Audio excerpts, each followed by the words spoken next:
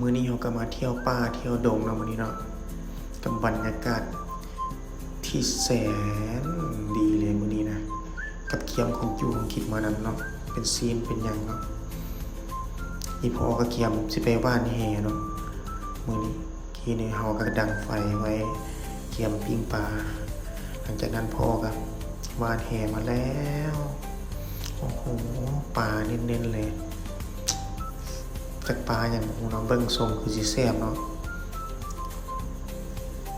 เฮาก็เกียมปดปลาเนาะตอนนี้เพิ่นไปว่านแฮมาแบะเฮาเองอันนี้ก็ได้แบะพอเลี้ยงเนาะเพิ่นก็ย่างไปเบิ่งสวนเราต่อวันนี้เป็นเกียมมาเนาะยานบ่มีหยังกินเพิ่นว่าทางนี้ก็ล้างผักไว้ทางนี้ผู้สาวนี่ก็ปิ้งซีนเนาะเฮาก็เกียมเอาปลาออกส่วนเสียวออกได้ตัวนึงเนาะบ่แม่นธรรมดาเลยติดแห่ออกยากเนาะเป็นชั่วโมงเลยบ่เคยเอาออกจากเทื่อครั้งแรกเลยเพิ่นว่าแต่ความพยายามใส่ความสำเร็จอยู่หั่นเนาะปลานี่ก็น้ำมันยาวๆหลังจากนั้นก็มาปิ้งเนาะปิ้งซีนปิ้งปลาทางนี้ก็จิบทาอุ่นเข้าอุ่นท้องทาเนาะ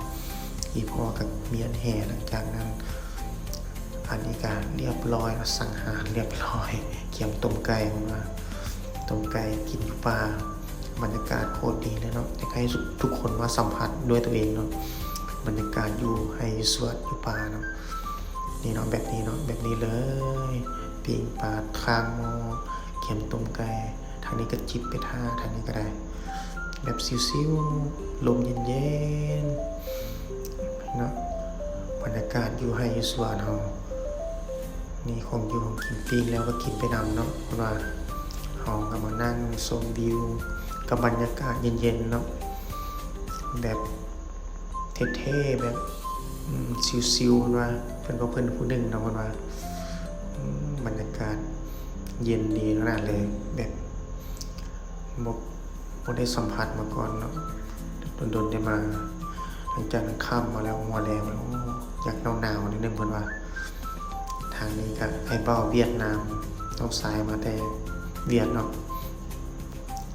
มาลิ้นนำก็นะไตไฟกับบรรยากาศโคมไฟจิบเบียร์เบาๆไปนำเนาะ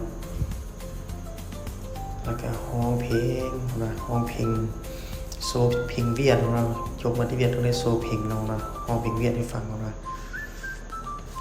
อันนี้ก็หนาวแหงส้นฟืนฝีงไฟนะหนาวแหงทางนี้ก็บ่สนห้องเพลงลูกเดียวทางนี้ห้องเพลงลูกเดียวนะแต่ที่แล้วก็ห้องเพลงลูกเดียวบ่สนกับไผเลยเนาะนะอันนั้นก็จิบเบียร์ทางนี้ก็หัวแฟนเพิ่นเนาะห้อง